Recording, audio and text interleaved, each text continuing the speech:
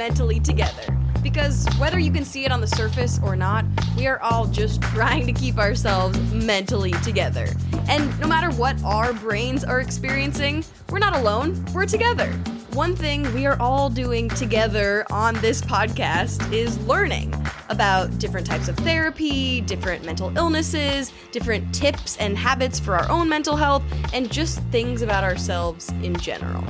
For me, one of the biggest things I will take away from this whole crazy pandemic year, or however many more months it lasts for, is the fact that there are still things that I don't know about myself.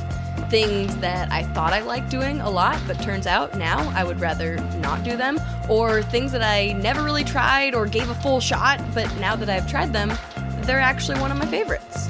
And learning new things about ourselves is pretty cool, but it can also be pretty terrifying because, at least for me, when I do that, I have a tendency to then start questioning everything. Like, well, I didn't know if I liked that, and now I do, but what else might I like if I tried it? Like, what have I been missing? We can tend to be not so nice to ourselves when we go through things like this. What if instead we stopped judging ourselves and said nice things like, whoa, go me, I'm growing, or oh my gosh, I've learned so much this past year, or whatever the nice voice in your head might say to you. Because contrary to what you may believe, I think the nice voice is in there, even if it doesn't talk that much. Basically, instead of shame, we would like self-compassion. My guest today is a trained mindfulness and self-compassion teacher, but you might know her better from her YouTube videos. It's Alayna Joy. I have been watching Elena's videos for years. She is a cat-loving LGBTQ+ content creator from Canada. She makes videos about the LGBTQ+ community, veganism, and mental health. And through the years of making content and putting it out on the internet, she's been learning a lot about herself on camera, in front of people. In 2015, she made a coming out video telling the internet she was bisexual. Then, in 2020, she made another video announcing that she got engaged to her then boyfriend. And then, a few months later, she made another video announcing that the wedding was off because she had come to the realization that she is actually a lesbian. The whole time, the way she got through it was with self-compassion.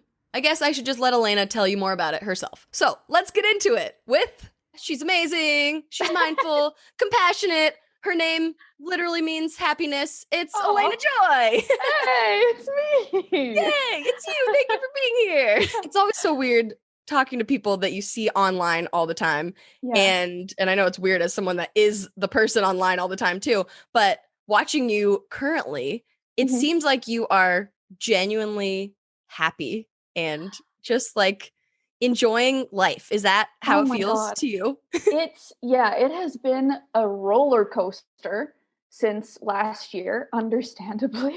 What? I can't see how that would be possible. Yeah.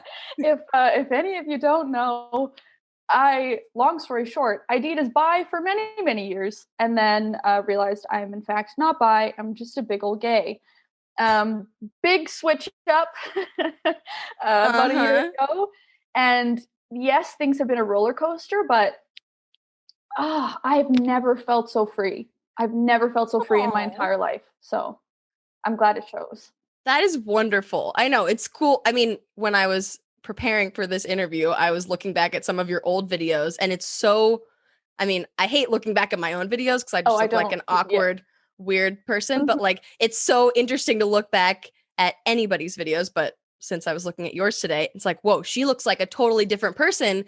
And you seem happy and like you were enjoying what you were talking about then too. But then to look at what you're doing now, it's like, oh, she looks, from the outside, again, assuming, you look so comfortable and just like you're doing what you want to do and living how you want to live. And it's wonderful to see. That is so neat to hear from an outside perspective, because I do not go back and watch the old things. I have not looked at them since, except I think I did one reacting video. Other than that, I have not looked at them. So it's interesting to hear that this feeling of freedom and feeling of, yeah, like you said, living my life the way that I've always wanted to it shows. So I, just like everybody, have been in quarantine for over a year now, unfortunately. Mm-hmm. I feel like a totally different person than I did a year ago for whatever reason. Just like my job has changed, what I'm doing in my day-to-day has changed. I've spent way too much time inside my own brain. Is that how you feel? I mean, that's without, I am not you. I have not had the same experience that you have had of Mm-hmm. literally finding a new identity in yourself in the past year. Mm-hmm. Do you feel like a totally different person, or do you feel like it's always been this Alayna? And I feel like yes and no. I feel like a totally different person in the way that like I just get to be who I am and I'm not hiding anything anymore. And that goes for hiding anything from myself, hiding anything from my family, hiding anything from the internet. Before I was always like trying to convince myself of who I was supposed to be or who I wanted to be, or I would set a path for myself and then I could not deviate from that path, whether or not it was making me happy. And now it's just like I can just be myself and there's no more secrets. There's no more like the internet knows about my identity and the non-monogamy and like all of that stuff. So there's no more like dodging questions and trying to figure out like what's okay to say. What if my family hears this? What are they going to think? If all of that is gone. That's amazing, which is what a lot of people like watching from the outside, anybody's content. You don't necessarily think of that. It's like, oh, you are making the videos you want to make, but they don't know that there might be all those things in your head. Like that happens for me a lot, talking about mental health and like thinking about what are my parents going to think? Oh, do they know this? Do they know this about my brain? What are they going to think? And so that is a really nice thought that like, if everybody just knows everything, then you can just do it. Obviously there's something to be said about boundaries and like figuring out what you're comfortable sharing and what you aren't. But specifically for me, in terms of sexuality, in my day-to-day life, ever since junior high, ever since high school, I have always been a very open person. I've always been a sexual person. I've always been like, that's the way that I lean in my regular life. And I think I spent a lot of time online kind of being afraid to be that person publicly. Even though I was very much living it in my real life. That did cause what you were talking about before you started recording. Like, we're there. The secrets. But that was one piece that always felt like I wasn't being my full self online because I was afraid of the judgment. And there were people in my regular life that didn't know. Whereas now it's like, I have nothing to be ashamed of. I'm not ashamed of anything that I've done or anything that I've said. And it's really a breath of fresh air to be able to share those things, even if certain people might disagree, I might get judged or whatever. It's the truth. So what am I going to do? Yeah. It's the truth. That's a great thing for everybody to apply to their lives. Just it's your truth. So don't be ashamed of it.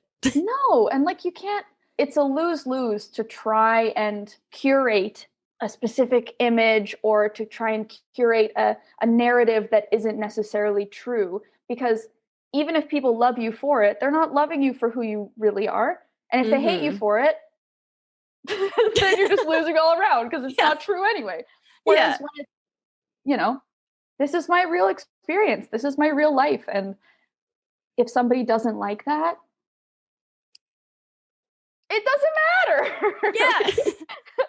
Click on a different video. Yeah. Yep. And I find that it actually resonates with people more. The truth. Totally. That's awesome.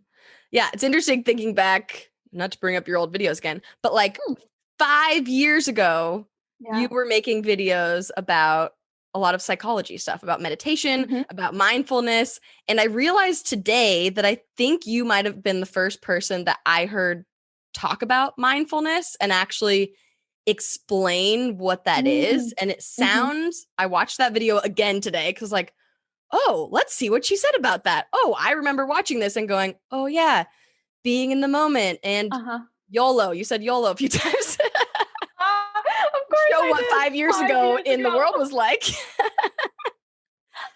But how would you describe, what does mindfulness mean to you? And maybe it's even changed from then to now. I don't know. What did I even say 5 years ago? My favorite definition of mindfulness comes from a guy named John Kabat-Zinn. I'm sure I said this in the video. This would have been, I think so. Okay.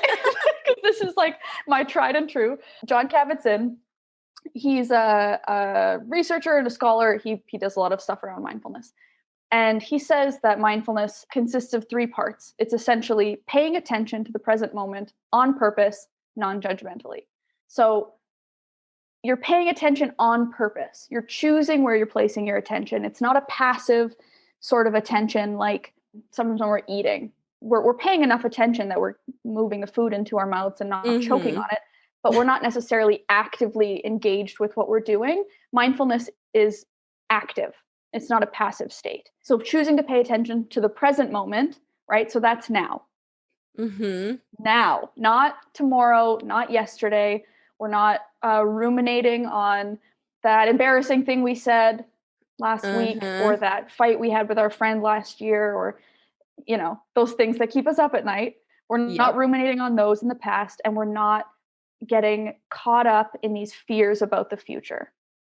It's about right now, this moment. And then the non-judgment is huge. This also plays into the self-compassion piece of things. The non-judgment is acceptance. So allowing what is to be, right? And so in a very quick, like, summary of what I try to do with my mindfulness practice as I'm moving about my day is anytime I catch myself getting caught up in anxiety about the future or the past, is I just say the phrase, right now, I'm okay. Ooh. Right now, I'm okay. And so, and it's like, it calms even if everything's falling apart around me, even if, maybe I did mess up yesterday. Yeah, maybe I am having a fight with my friend or my partner. Yes, maybe something scary is coming up in the future. Those things can all be true. And right now, this very moment, sitting here talking to you, I am breathing. I am okay. And that can really help kind of bring me down when I start to spiral about the past or the future. Yeah, because with anxiety, like that's definitely a lot of what goes on in my mind is stupid. I mean, it could even be something that I did or said when I was like 12. And you're like, why do I remember that awkward thing? And probably whoever I said it to has no recollection. No. But it sticks out to me and it just like somehow digs a little hole in my brain and just sits there. And then I go like, or thinking ahead to the future, like you said, of, oh my gosh, what am I going to say when I have this social outing? Not that ever happens these days, but like even for me now thinking about, okay, when we're all vaccinated, that's going to be great. But I am anxious about big human gatherings. But they're not happening now. So really, I can't do anything about it now unless there is something I'm going to do about it now, but there's not. So it's like you're multiplying your own suffering. Right? Like you're creating suffering in yourself in this moment by imagining the maybe suffering that you're going to experience at some future moment. Even if that's true, even if you are going to go to a gathering and have anxiety or whatever bad thing is going to happen. Bad things are going to happen. But right now, there's no need to suffer about it. Yeah. Is that something that you are good at actually practicing in your own life? Oh boy, good at. I think that I have worked with my mindfulness and compassion practices enough that they do surface when I'm struggling. Not always, but more and more so. And that's a huge piece of it is practicing. Like you can't expect that if you're having trouble, playing with mindfulness or playing with self-compassion right now when things are okay, you can't expect those practices to all of a sudden just magically appear when you're in the depth of a spiral. Uh-huh. You need to practice them when things are mildly calm, so that it can be something that it's already built for you to fall back on. Yeah.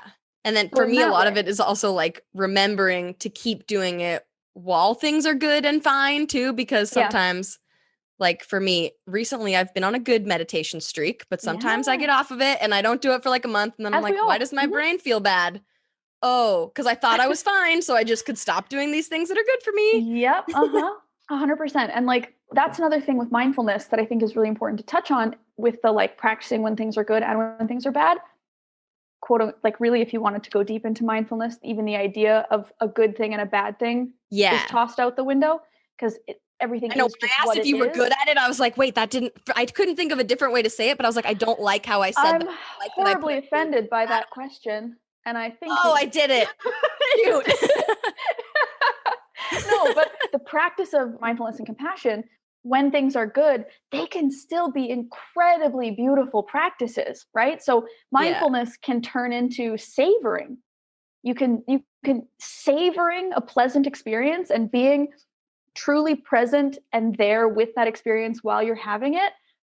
That's a beautiful practice of mindfulness, and is just as important as being able to ground yourself when things are difficult. Yeah.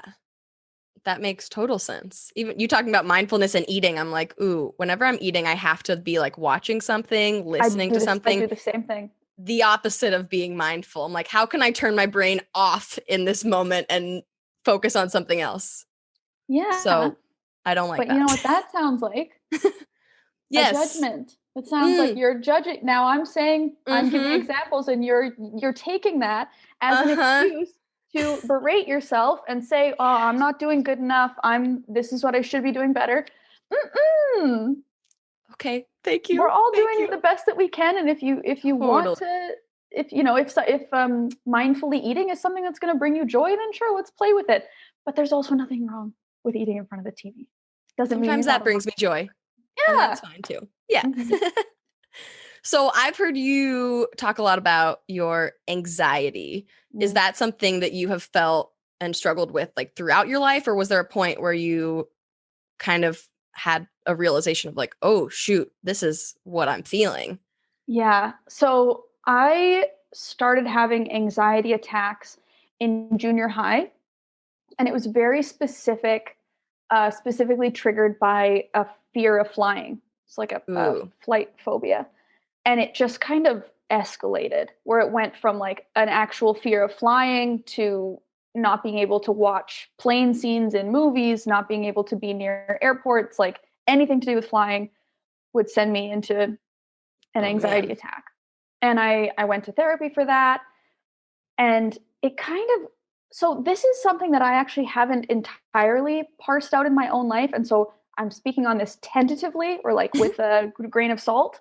Yeah. But then it kind of led into this more generalized sense of anxiety that seemed to kind of get worse and worse from about when I graduated high school to like a few years ago, a couple years ago. And that's when I discovered mindfulness and compassion, was when I was in university and like really having a hard time with my mental health and juggling my studies. Mm. But so this could just be correlation, right? And correlation doesn't necessarily equal causation. But something that I'm realizing more recently is like the generalized anxiety started around the time when I went on the birth control pill. Oh. And I only realized that when I stopped taking the pill and I got an IUD, which was what, like 3 years ago now? I don't even remember. And a few months into having my IUD, I noticed this bizarre shift in my generalized anxiety. And I was like, Ooh. oh, this is weird. What's going on here? And then when I thought back, I was like, wait a minute. This generalized sense of anxiety started around the same time I started taking birth control. So I'm still trying to work out if that And has, that was after the fear of flying, or that yeah. was when that So started to, that was when it became more general. Okay. That yeah, makes so sense. like Huh. my anxiety attacks were very much like they were triggered by something. It wasn't just like I'd be sitting in class and out of nowhere I'd have an anxiety attack. There was always a trigger Mm-hmm. um that I could name. But then post high school, it started to be more general, where it would just be like, the racing heart and that feeling like something is wrong, that Uh-huh. feeling like something not okay is about to happen. Like that kind of got worse and worse. And that's where I would use the mindfulness and compassion practices to kind of help with that. Yeah. And now it could be a whole host of things, right? Coming out again, figuring this huge piece of myself out, having more time to engage with these practices, getting older, going off birth control, who knows? It could be a whole mix of things. Yeah. But my generalized anxiety is at a better place than it's ever been. That's great. I know it is so interesting. I think about this a lot that like I like to search for an answer and I like to have a solution to Yeah. everything. And so if I'm like, okay, I have this problem in my life, we need to find the answer and then it will be fixed and we go on. Great. And so I do that with myself, with my mental health, where I'm like, oh, I'm in not so, I'm in like this a little like a month ago. For like a month, I just felt really depressed. And that was just Yeah. kind of where my mood went for like a month. And I was like, okay, at some point, we're going to feel better. But for now, we're going to do everything we can to try to make it feel better. So I put my It meditation sounds back pretty into mindful. practice. Thank you. I Like, started journaling, which I'd always like had in my head that I quote should do. It would be great, but it stressed me out. And so I discovered mm-hmm, just doing like a 5-minute brain dump after my mm-hmm. meditation in the morning. Okay, great. Then I'm going to do some stretching. Like I started putting these things in my routine. And then a month later, I started to feel a lot better. And then I started going, okay, which one did it? Because that is what I'm going to keep doing. I'm like, something fixed it. And, Uh-huh. And I I'm only going to drop realized this. everything else. I just want the one fix. And for the record, I only like had this thought while I was writing in my journal one morning where I was like, okay, I feel pretty good. I don't know which thing it is, if it's the meditation or if it's the this or if it's the this, but something I'm like, that probably doesn't matter. The fact Mm, is, because then of course, if in a month I feel really sad again, I'm gonna be like, yep. oh, I guess those weren't working. What do I need to do? Yep. And you're going to think, oh, I failed. Now I Mm-hmm. feel bad again. So I have somehow failed, which is not, it's the ebb and flow of life, right? That's not how it Mm-hmm. works. Just because you're Right. feeling down or sad or depressed, it doesn't mean that you have failed. All that it means is that you're feeling down and sad and depressed. Yes. That's it. There's no ethical, moral value Yeah. to a feeling. Yeah. Which is very profound, but sometimes and seems so obvious also, but Oh, but not obvious difficult. at all. Mm-mm. Yeah. Especially if you're in that sad place where you just think that everything is bad and everything you do is bad. And Mm-hmm. yeah, it's a fun time. Just the opposite of what like Yeah. it's great. Uh-huh. Speaking of fun times, let's talk about self-discovery. Okay, I was like, where are we going with this? I think a lot of people can probably relate to the feeling of being stuck at home, being inside Mm. their brain, and discovering maybe some new things about themselves. Like for me, one of the things I stopped, my TV show was put on hiatus. I left my job and I didn't miss it like I thought I would. Oh, whoa, yeah. And it's like, wait, I thought I should be really sad. I thought this is what I wanted to do every day. Maybe it's not. What do I want to do every day? And so that Uh-huh. process was my part of the self discovery that I was going through, not to compare it really at all to your self discovery. No, pretty comparable. Something you Okay. really thought that you liked. Yeah. So you thought you really liked dudes. Men. Yeah. What was the process like mentally of Oh, yeah. discovering, oh, I don't actually like this thing in the way that I thought I did, and coming to a total new conclusion about Oh yourself? my God, yeah. It was terrifying. It was absolutely terrifying. I Oh, the mental process. There were a lot of mental gymnastics going on because once I started realizing that this whole structure, like I had built my entire life within this framework that I liked men. That was something I hadn't ever questioned. That was a Mhm. given, right? That was a default. That was because I am a woman, my attraction to women was something that I questioned vehemently, right? I questioned that, every ounce of it. But I never took the time to sit down and go, but do I actually like men? It genuinely was a question that did not occur to me, because to me that was like obvious. Yep. And so I had built everything, all my even beliefs, my experiences, my perception of the world, I had fit it into this framework under the truth, I like men. And then once I started questioning, like even once I had that question in my mind, what if I'm gay? Panic, right? Absolute Mhm. panic. But once I had asked the question once, it just kind of kept coming up stronger and stronger and stronger. And this was over a period of years. Like the first time I ever questioned if I was gay was 6 years ago, right before I came out as bi to the internet, Oh. because I had seen Ingrid Nelson's coming out video. Mm-hmm. Whatever year she posted that, Yeah. years ago, I had Uh-huh. seen that video, absolutely panicked, came out to my partner at the time as gay. I was like, I think I'm gay. And we basically decided that I couldn't be gay. That made no sense. Was definitely bi and just needed to talk about it. And we Mm-hmm. thought, okay, this is just something that's been building up. And so now it's coming out as something more intense than it actually is. So I came out to the internet, I came out to my family and kind of was like, great, this is excellent. Put it away in its little box. And then I got engaged to that male partner. Mm-hmm. And we kind of started talking about wedding planning. And again, just absolute panic, and couldn't figure out why. Yeah. I started a journal. It's funny that you mentioned journaling. I started a journal January 2020 because Ooh. my therapist recommended it, because December 2019 was like one of the lowest points of my life. Like Oh. my mental health was just absolutely terrible. And my therapist was like, "Have you ever journaled? You should try journaling." I was like, "Okay, I'll try it." And now I'm so glad that I did, because I look back on those, like, that's when the process of like, uh-oh, started, and it's all there in my in my journal.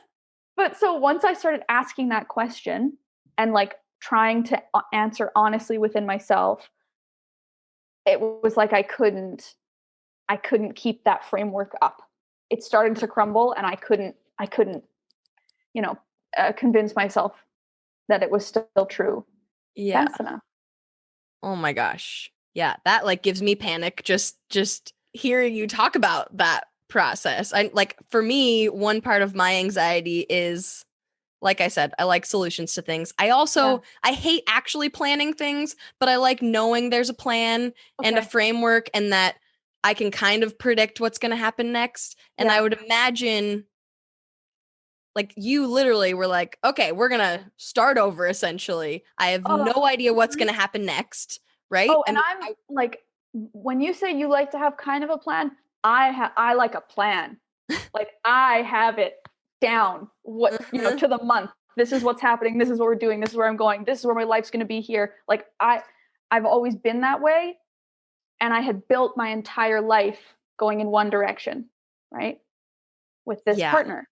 And we were building this whole life together. And yeah, I had to start again. I'm still starting again, right? We're Yeah. almost a year later and I'm still trying to figure it out. But I'm figuring it out as myself, right? Like it's Mm. almost like I have this new before I had this plan, and it was like, if everything doesn't go exactly this way, I don't know what I'll do. Like it has to be exactly like this. Whereas Mhm. now there's this feeling of like, even if nothing goes to plan, even if I'm alone forever, at least I'm me. Like Oh. at least I'm living who I really am, and I'm working toward the things that I really want. And I know that I'm not going to spend any more time in my life working towards something that's not what I really want, because I know what that feels like now. I did it for however many years. I'm past that, and I'm past trying to make decisions based on what I think other people want or what I think will make other people happy. Mhm. And I'm doing my best to make the decisions for me. Wow. Yeah. has that helped? Like, do you now not do that as much in your brain of like needing a plan and wanting a plan? Are you now more like, let's just go with it? Or is that still there? Yeah, so it's still there, but I have gotten so much more chill. Like it's like some of my friends don't even recognize me. Like like 6 months, let's say a year ago, I couldn't, if I wasn't planned a week in advance, I wasn't there. Like I needed a plan. Whereas now, I'm so much more like I'm learning. I'm really actively working on like going with the flow and like letting, just like trying to do the things as they arrive. Yeah. It's not easy though. It's not my No. natural state. Well, you seem like you're being good at it so far, just fly, meet someone on TikTok, go to the UK. Yeah, so this was like, I think I kind of just like went into full chaos mode. Like after my whole life fell apart, I was like, well, there's nothing but chaos. Like, let's do it. And now I'm like trying to find that middle ground of like, okay, now I've really created a chaos situation here. So how do I now like take some of that planning brain back and like change this from just a chaos situation into like a, wait a minute, Elena, this is real life now. Real life again. Or just enjoy the chaos. Yes. Both. Yes. Both maybe is healthy. That's the thing. I need to find that middle ground, but the chaos has helped me to be like, oh, I can also like make decisions that I didn't plan a year ago and everything is okay. Yeah. You're okay now in this moment. Right, exactly. Right now. So mindful. I'm okay. Right now I'm okay. I love plants. You probably already knew that. But as of just a couple of years ago, I was convinced I would forever be a plant killer. That is until I met the Plant Doctors. They're two women, Chelsea and Skylar, in Portland, who love helping people and businesses figure out how to care for their plants. And they sell cute plants and adorable plant pots, too. They have brought lots of green beauty into my house. And they just launched something super fun. A plant club. They're calling it the Clean Air Plant Club. Because, fun fact, plants actually do clean the air. For $20 a month, your subscription will get you a new 4-inch plant every month, plus 10% off all workshops and 10% off anything else you buy when you go pick up your plant in person. Go sign up for the Clean Air Plant Club right now at theplantdocs.com. And while you're on their website, if you feel like you need a new plant right now, which, let's be honest, you probably do, use the code Cassidy for 15% off your order. Again, code Cassidy at theplantdocs.com. I love nut butter. Okay, that definitely sounds weird when I say it out loud in audio form, but you know you love it too, okay? Some toast with some nut butter on it in the morning. So let me introduce you to my favorite nut butter makers, Ground Up. They make super unique flavors like cinnamon snickerdoodle, coconut cardamom, and Oregon hazelnut. I can honestly never pick a favorite, but that is not the only thing that makes them unique. Ground Up's tagline is spread good, because the company also provides job opportunities to women overcoming adversity, like incarceration, homelessness, and mental illness. You can support their mission by buying some delicious nut butter for yourself at grounduppdx.com. And use the code MENTALLYTOGETHER, all one word, for 15% off your order. That's code MENTALLYTOGETHER, all one word, at grounduppdx.com.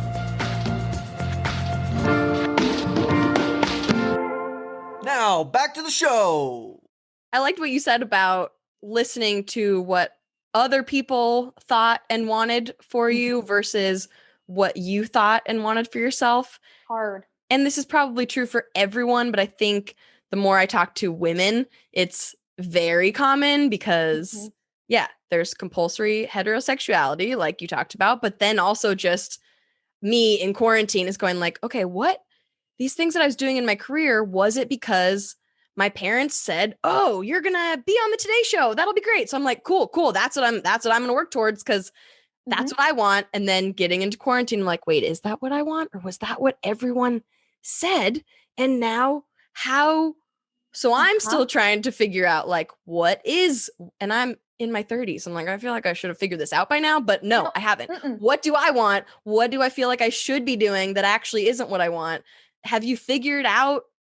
Give me all the solutions. Have you figured? Just kidding. But have you figured out the difference between those two and how obviously you did in one part of your life? Like, what was the process of being able to listen to your specific brain and wants and desires, if that makes sense? Yeah, I think the first thing is even asking the question. I never even asked the question. And it sounds like you maybe didn't either with your career. Like when you just kind of are funneled into this path, and also it's like everything's fine.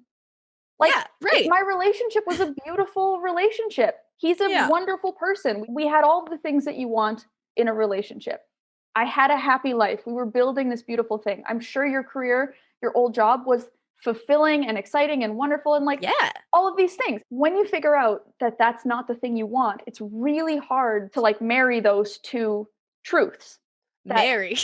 I know. I was trying to think of a different word and then I to marry that person. I mean, the truths. It's like really hard to marry that guy when you're gay. It's hard to believe or like allow both of those things to be true.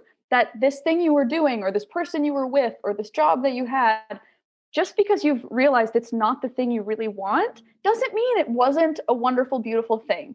It just means that there's something else that might mean more to you, or there's another path that could make you even happier. And so the first tip for me is just ask the questions. Like, give yourself permission to actually look at those questions. It doesn't mean you're making any decision. It doesn't mean that you are betraying anybody's trust or you're doing anything sneaky. The more that you question your life and your situation, the more that the thing that you choose has meaning, right? And so questioning your relationship, questioning your job, it doesn't mean that you aren't committed to those things or you don't care about those things. It just means that whichever way you end up choosing, that matters and has some weight to it. It's a conscious choice. It's mindful. Yeah. So asking those questions is huge. And then space. Like, I think that's why quarantine has helped so many of us realize one thing or another, because it's really difficult to see the influence that other people are having on you when you're still stuck immersed in that bubble. Yeah. And then sometimes when you are able to like take some space for yourself, you can see things a bit more clearly. Totally. Like when you're just staying busy all the time or around other people and not just sitting in your thoughts and writing them out, asking the questions, like you said. What are you've talked about journaling and meditation. What are some of the habits that you've put into your life, into your practice that have helped you in your mental health? Yeah. So both meditation and journaling, great, because they're actively taking time to just like be with yourself. But then it's also just finding things that I enjoy. And again, differentiating between I enjoy this thing because I enjoy it, or I enjoy it because I'm supposed to. I'm supposed to think that it's great. So a good example in my life of that is climbing, like bouldering, rock climbing, as a form of exercise. I used to do hot yoga and I hated it. I absolutely hated every second of it. I dreaded going to class. I hated the heat. It made me feel sick. I wanted it to be over, but I thought, no, I like yoga. Hot yoga is good for you. I'm sweating. I am getting fit. This is good for me. And I love it. No, I didn't. Not for 1 second did I love it. And then when I discovered rock climbing, bouldering, I have never genuinely loved something this much in my entire life. And so being able to say, no, I actually just like don't like hot yoga. I don't like it. You can like it, Mom. But I just don't. And so I don't want to do it. That's not where I want to spend my time. I like slow things. I like hiking. I like a little run, a little jog if it's slow. Right? And that's slow, okay. Right? And so discovering those kinds of things Even just like hobbies, right? Like, are there things that you're doing? Like, let's say learning the guitar. I wanted to learn the guitar or like the ukulele or something forever because I felt like that's a cool thing to learn. Did I enjoy it? No. So cut it out. Find something you actually like. Yeah. Or for me, it's like, ooh, maybe I'll like this hobby. I should make a video about it. I should probably do this. Like, don't even give myself the time to figure out if I like it. A week ago, I ordered candle making supplies, and I even was texting one of my friends. I was like, okay, you need to hold me to this. I'm going to make candles at least 3 times before I make any posts about it. However, I was out of town for a few days. I got home last night. The package of the candle making supplies had arrived. And already today, I'm like, should I make a video? I should probably make a video. I'm like, no, this is a part of my identity now. You said you've never made a candle in your life. It's probably going to be horrible and maybe you'll hate it. Like, why do I force myself to then tell the world that I am a candle maker now? Because we're all searching for identity. Yeah. We're all searching for identity, I think. Yeah, I think so, for sure. If the last year has taught us anything, it's taught us a lot of things. That is probably one of them.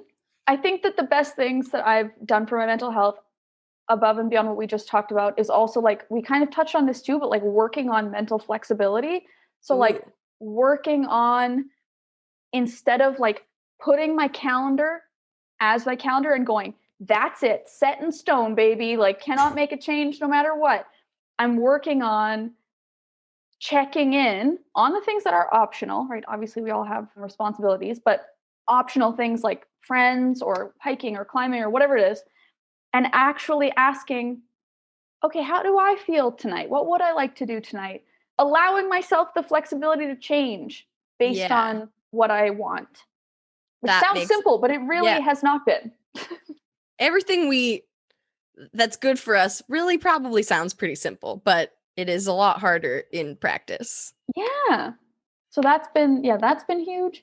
Making sure that I maintain connections with the people that I care about. I try to say nice things to everybody when I think them. Oh, that's wonderful. That's like a big tip for if you're ever feeling down in any way, anxious, upset, sad, depressed, anything. Think about something that you could do for somebody else to make them smile and then do that thing. It's like, it can turn your whole day around to like do it, like send a nice text or make someone a card or buy your friend lunch or I don't know, any little things that are meaningful to somebody else that can pull you out of a slump so quick. And it might pull them out of a slump that you know they're in or don't know they're in. Yeah. I love that. That's so wonderful. I've heard you talk about also thinking about the way you talk to yourself as if you were talking to a friend. Like if you, instead of being like, wow, you suck, you really should have done this, you're stupid. Like I wouldn't say that to my friend if they did something, even if I knew it wasn't that good for them.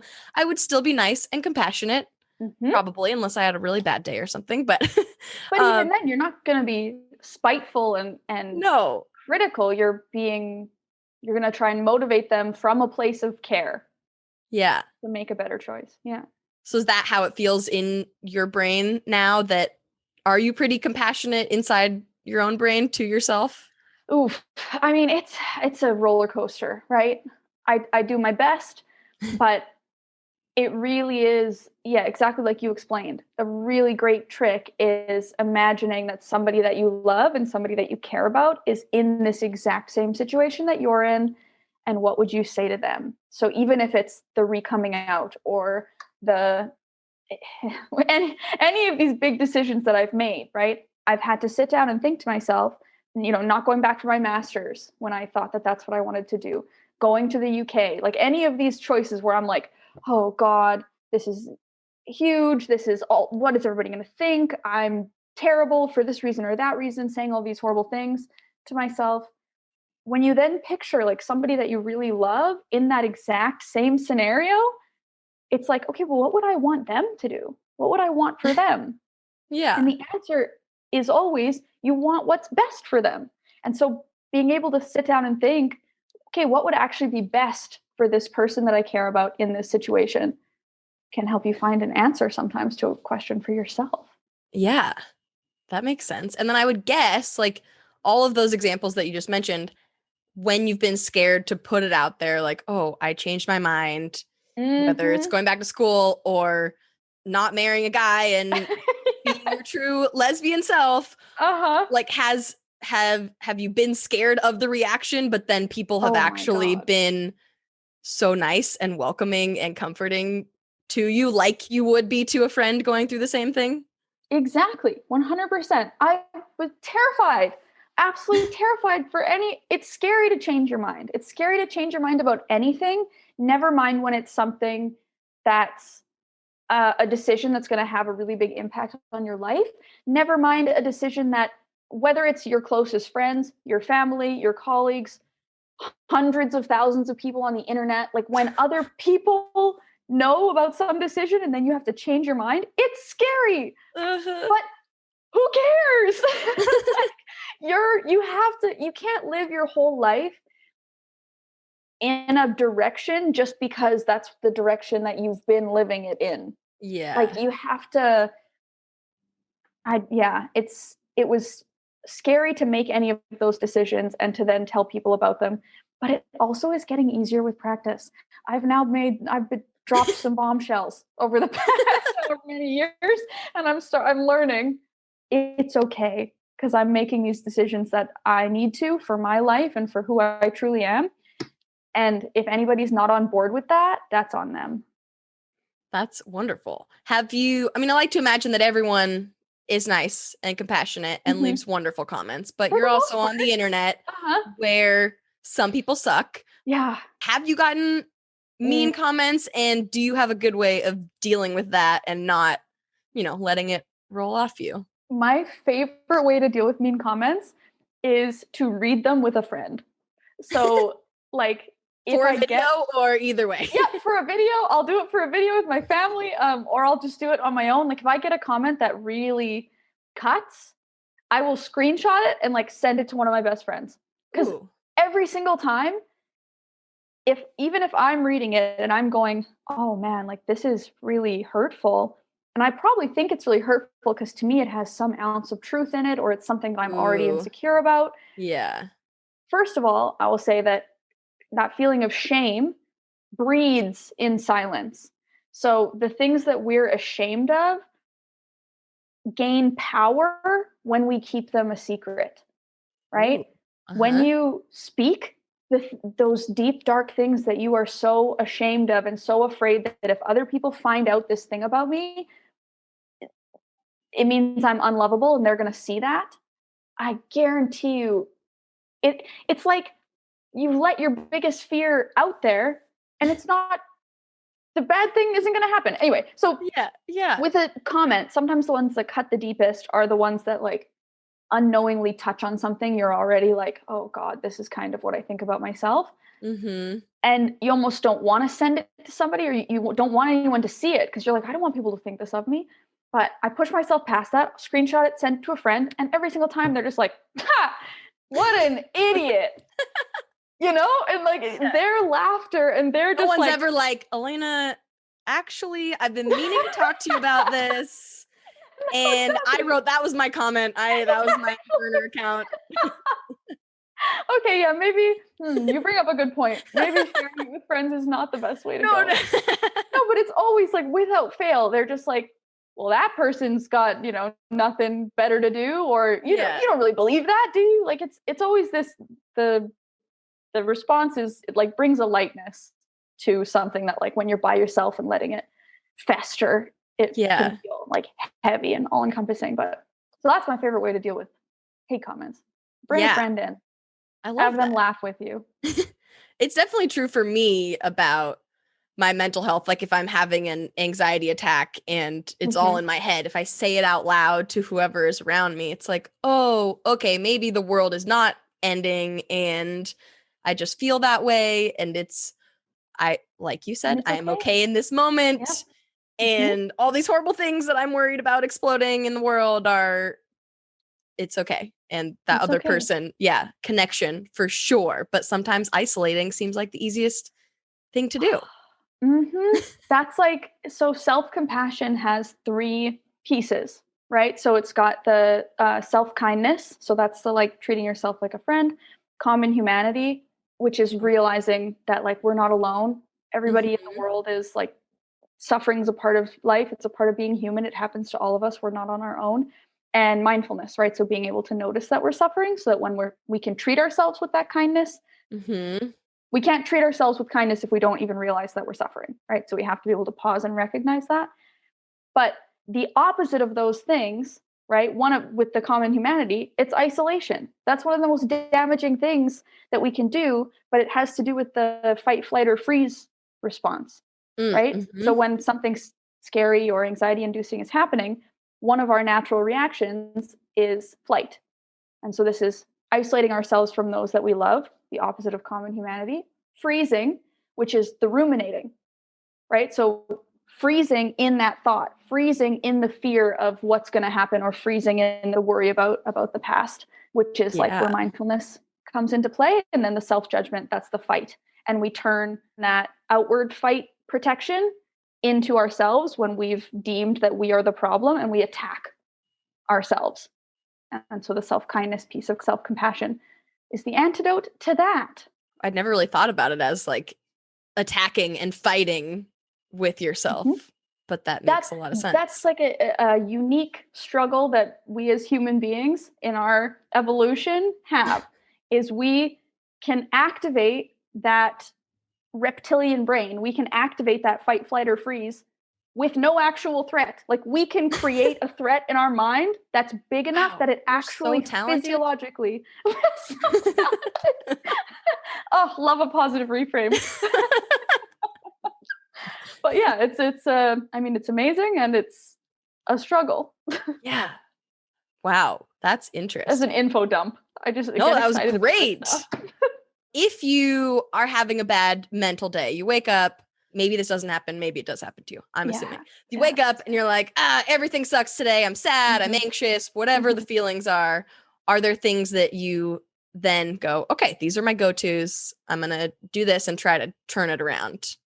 Yeah. So we've touched on many of them, but the hardest one, but something that I find helps the most, is reaching out to somebody. Like we just talked about, literally just sending a text being like, hey, I'm feeling really anxious today. Sometimes that is like enough to be like, to feel that little ounce of connection where it's like, okay, it's okay. Somebody else knows, and they're okay. I'm okay. It's okay. I try and give myself the grace of like looking at my calendar and seeing if I can move things around in order to take care of myself, whether that be like canceling plans, moving responsibilities as I can. And then sometimes what I need is like getting outside, going for a walk. That's a big one. Like getting, again, outside of these four walls. Sometimes it can make you feel like, oh, okay, it's all these things to remind yourself that like, it's okay. It's okay. It's okay. And then to use the little phrase, right now I'm okay, I'll also just tag the 3 words, and that's okay, onto the end of whatever is happening in my brain. So if I'm like, because sometimes I'll like wake up and it's just one of those days where like immediately your heart is going and like, it just feels like something bad is about to happen, right? Anxiety, woo. Yeah. And being able to use mindfulness to name it, right? So, okay, whoa, I'm feeling really anxious, and that's okay. Not, and how can I fix it? And how can I get rid of it? And what am I doing wrong? And what's going to happen? Why am I feeling like this? There's got to be something wrong. That I feel anxious right now, and that's okay. I don't know if I'm going to be able to go hang out with so-and-so like I said I would, and that's okay. I feel like I'm crying now, and that's okay. Like just adding those 3 words on the end can take some of the weight off. Yeah. That's beautiful. Yeah. What about you? Self-compassion. What are your go-tos? Ooh. When you're having a day like that? Definitely getting outside, because I think it goes along with the isolating thing. Like, sometimes I'll be inside working all week, and then I realize towards the end of the week, like, why do I feel kind of sad? Oh, I haven't really left my house. I've gone to the mailbox. maybe, probably not even in the grocery store because I get it delivered. Like I Same. have everything comes to me. Okay. And I just sit here on my computer all day and talking to myself in a camera. And then I'm like, oh, so just whether it's, oh, I have time to go on a run or let me just walk outside for 10 minutes. And then a lot of times, okay, let me call somebody, which I resist for some reason a lot because I'm like, what am I going to say? What are we going to talk about? Who do I call? And then as soon as I do it, I go, oh yeah, like you said, human connection. What? Yeah. All these feelings. I was not the only one feeling them. Also, I love plants. And if I can like background, here's all my plants. And I like if I can like make a mess. I like being creative and doing some kind of craft, but a lot of times it stresses me out to be like, what is it going to be? Do I have the supplies? Like the candles again. But with plants, I can be like, okay, let me just like put this plant in a new pot or go get a new plant. And pretty quickly can just like get my hands dirty and feel like I did something. Maybe it's that I'm taking care of something else. Like, oh, I'm helping this plant. And then kind of helping myself at the same time. Or go like, oh, what did I do for the plant? I gave it water. I gave it food. And oh, I could do that for myself. I need those things also. Yeah. I'm also like, sometimes I'll just take a nap. Like, sometimes I just need to like lie. And my naps are, I love napping, big napper. But my naps aren't even always sleeping. Sometimes I will just go lie in my bed. Like I will just lie there and just rest. Yeah. And sometimes if I do go to sleep, sometimes like you wake up and it's like a new day. Exactly. Like I just had to restart my brain. Like I restart my computer if it's doing something stupid. I'm like, okay, reboot. Yeah. Like, that actually does work for sometimes I'll wake up and I still feel like crap, but other times go to sleep. Okay. And that is okay. Exactly. That's okay. But sometimes a nap totally, you wake up, you're like, oh, okay. That was yesterday. Day number We're 2. good now. Yeah, exactly. Tuesday part 2. Yep. If you're loving this episode of Mentally Together, you might be curious. What goes on behind the scenes? Which parts of the conversation were left on the cutting room floor? Well, let's talk about it. Over on Patreon, my patrons get to see deleted video clips from every episode and get to be the first to ask questions of each podcast guest. For this episode, I am posting some funny bloopers because, as you can probably tell, I had way too much fun talking to Alayna. Oh, and I asked her a question that she hated, so I cut it out of the episode, but it's on Patreon. Oh, and as one of my patrons, you get every episode of the show a day early on Sundays. You can read all about the different tiers and sign up at patreon.com/Cassidy Quinn. Again, that's Patreon, patreon.com/Cassidy Quinn. Okay, now I have a quick round of questions. Okay. When was the last time you cried? Oh, let me think. I cry a lot. Me too. I cry a lot. When was the last time I cried? I don't think I cried yesterday, so it would have been Monday. Okay. And why? Because there's just some big, there's like a change coming up and I'm nervous. Ooh, yeah. That's a good answer. And that's okay. And that's okay. When is the last time you had a big belly laugh? Oh, okay. Oh my, again, I belly laugh all the time. Last night I was howling at this TikTok that I saw. And it, it's never as funny when you try and explain it, but it was essentially a guy with his friend. And he was like, okay, I'm going to show you a magic trick. And he goes, I'm going to snap the magic trick is that I'm going to snap my fingers and you're going to forget that you were ever gay. And then his friend is like, I was never gay. Wait.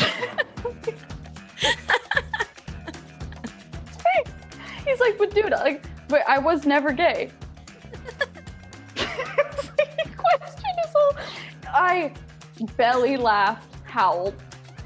That was the last time. My phone's probably listening, and that's going to be the first send it to you. when I open my phone. What are you grateful for right now? Oh my God, so many things. I'm grateful that my family and friends are safe. I'm grateful that I have the people in my life that I have. I'm grateful that I get to do this as a job. Like, what a dream.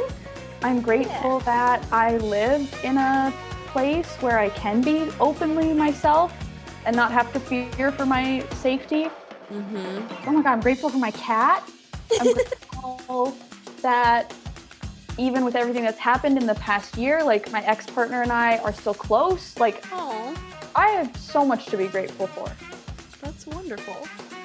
What sound can calm you down or bring you joy when you hear it? Ooh, lots of like little pieces of music. Like there's certain little chunks of like different songs that just make my brain feel like I'm getting a hug.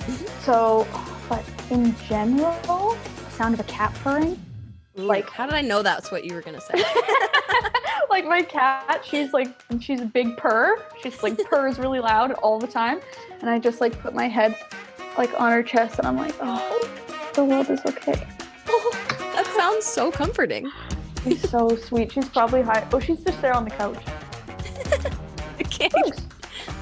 She's just this little black thing right there. Oh, yep. That's her. She's dead asleep. She's like, it's just my mom talking to a camera again, as usual. Again, here she goes again. What about a smell that can do the same thing? Maybe not cat related. I don't know. Maybe No, I mean, really like, lovely. she does smell. She smells Really? very lovely. Yeah, honestly, I smell it all the time. But my favorite smell is like the smell of spring in the air. So like, you know when you go outside and it just, that smell of like, it's a little bit fresh, it's a little bit like moist. That smell. If you're listening to the audio version, there was a face. Elena made a face. I just let moist. That's The smell smell that sound. of moist. The Yes. smell of moist. Very common answer. Mhm. Honestly, I stand by that. I'm gonna double down. I'm gonna say it really Perfect. that is brings me comfort. Final answer. What is the best thing you do for your mental health? The best thing I do for my mental health is allow myself forgiveness and allow myself like grace and space and a gentleness. That's the best thing that I do for my mental health. Just try to treat myself gently. Yeah. What about the worst thing you do that maybe you need to stop doing? Yeah, my self-destructive tendencies, the isolation, like my instinct is to just go into hiding when things aren't good, and that's not helpful. And I try to control, this is something my therapist taught me, I try to control my anxiety by controlling my life. So I make these like rigid rules and plans and structures for myself because I believe that if I just follow these rules, then I won't feel anxious anymore. When really that's not the truth at all. So that, trying to work on that flexibility. Yeah, that makes sense. What's your biggest guilty pleasure? Ooh, reality TV. Trash reality TV. Oh. Oh my word, I love it. Oh, I love it. What do you watch? Everything. I have a whole TED Talk on why Love Island is the best reality TV show, and nobody can convince me otherwise. Like all those British ones, Love Island. They're so nice to each other. Oh, Geordie Shore, X on the Beach. Right now I'm watching 90 Day Fiance. Ooh, yeah. All of it. Like, give me trash reality TV. It's great. It's a good escape. I love it. What is your favorite thing about your brain? Ooh. I think that I am playful. I think my favorite thing about my brain is that I respond to 9 out of 10 situations naturally with like a playful manner. Yeah. Yeah. That's a good one. I like that. When do you feel most yourself? Oh my God. So lightning round. I know. When do I feel most myself? I feel most myself when I am making other people laugh. Oh, what is something you're really good at that people might not know? Oh man, I don't know.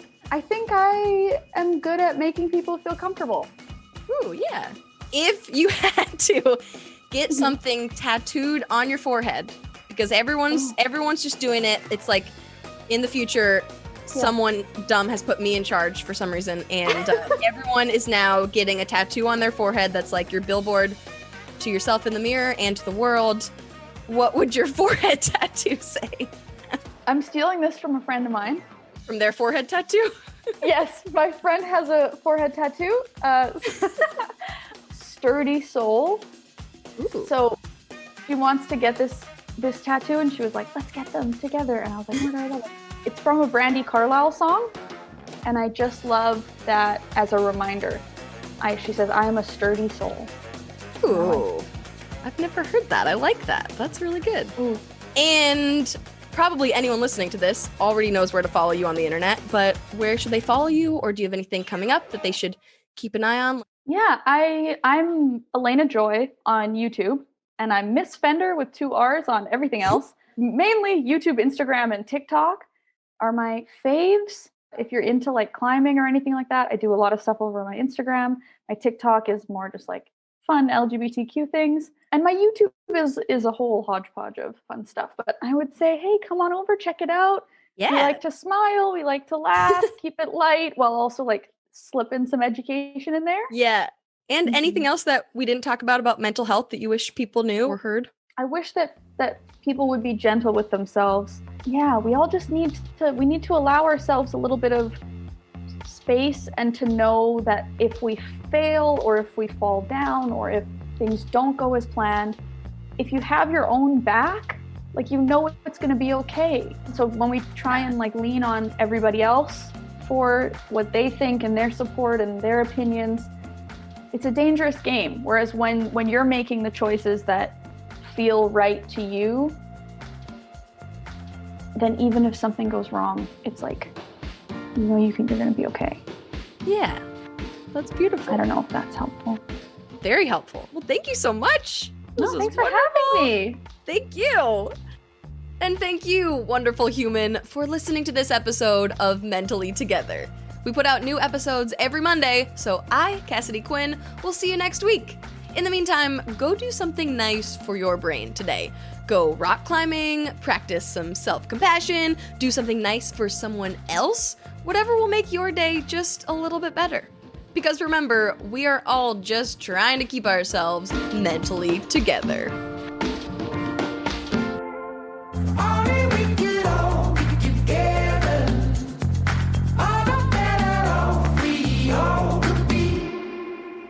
Mentally Together is produced, hosted, and edited by Cassidy Quinn in collaboration with Koba FM, a podcast network that is all about community, baby.